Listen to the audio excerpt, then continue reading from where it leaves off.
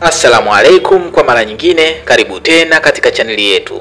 Siku ya leo tupo na Russian Fighter Jet, ndege ya Warusi ya kizazi cha 5, Su-57.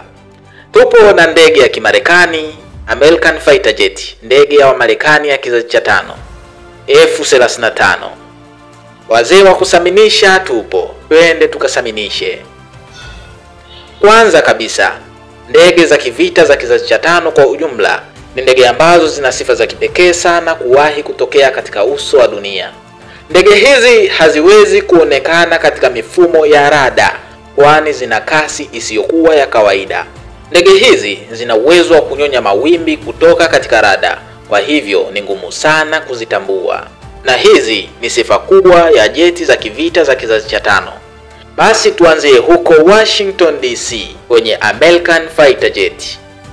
Wamarekani wanasema ndege zao za Kimarekani F-35 sio kila mtu anafaa kuwa nazo. Ndege hizi zinatakiwa kumilikiwa na mataifa machache tu, tena yenye faida zaidi kwa upande wa Marekani. Hata uwe na hela yako huwezi kuuziwa tu kirahisi. Unaweza ukahangaika miaka nenda miaka rudi na usizipate. Lakini bahati ikamwangukia Muhindi bwana. Marekani akawa anabembeleza soko ndege zake zinunuliwe na Muhindi. Muhindi ambaye alikuwa ana mpango wa kuzipata ndege hizo za F-35, ndege za Kimarekani za kizazi cha 5. Wakati India anafikiria ofa aliyopewa na Marekani, Moscow wakarusha ndoano yao hapo hapo katika nchi ya India.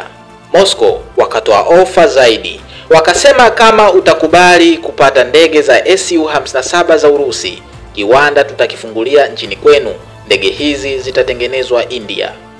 Kwa hivyo Muhindi akabaki katikati, asijue aende Moscow au aende Washington DC.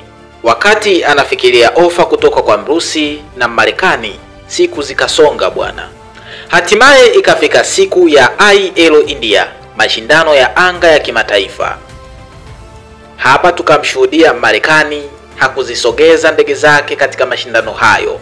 Je, ni kwa sababu gani? Kumbe nyuma ya panzia ndege za Kimarekani zilikuwa ni mbovu dhidi ya ndege za Warusi. Kwa hivyo Marekani akaona kuliko kuaibika ni bora asishiriki katika haya mashindano. Na haya sio maneno yangu.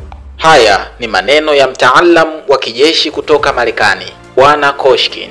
Yeye alisema bayana kwamba Wamarekani tumeamua kutoa ndege zetu, kwani ni afadhali kuto kushiriki kuliko kudhalilishwa. Je, wewe ungekuwa ni Muhindi ungeenda upande gani? Shuka kwenye komenti. Tuendelee na dokumentari yetu. Ndege ya Wamarekani F-35, F-35 ni ndege bora lakini kwenye makaratasi. Wakati huo ndege ya Warusi inachukua nafasi kubwa katika soko, kwa sababu watu tumeithibitisha, tumeiona manjonjo yake. Ndege ya Warusi ni ngumu sana kuipiga na kombora. Ni ndege ambayo ina uwezo wa kukwepa zaidi, na upo uwezekano mkubwa wa kuipanchi target iliyolengwa kuelekea ndege hiyo. Su-57 ni ndege yenye target kali sana, kwani ina uwezo wa kulenga bomu kuelekea bomu ambalo linaifukuzia. Na hawa ndio Warusi, wazee wa vita. Kwa kipindi hiki Marekani imeanza kupoteza ushawishi wake katika upande wa kimataifa. Je, baada ya miaka 10 unaiona wapi nchi ya Marekani? Shuka kwenye komenti.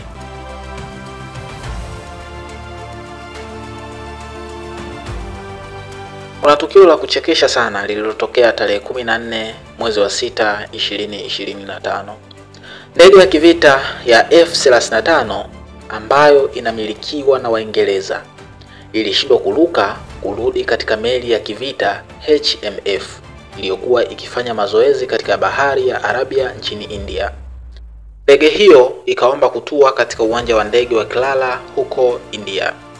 Ndege hiyo ilikuwa na hitilafu za kiufundi, kwa hivyo ilishindwa kuendelea na safari. Jopo la mafundi lipatalo mafundi 40, wahandisi, mainjinia kutoka nchi ya Uingereza wakafika kwa ajili ya kuifanyia marekebisho ndege hiyo na wakashindwa.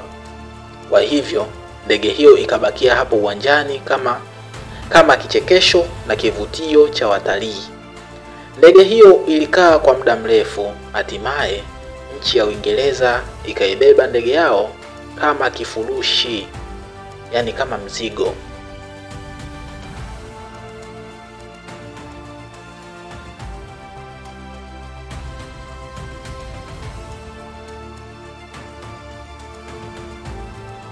Naomba niishie hapa leo. Tuonane katika video zijazo insha Allah.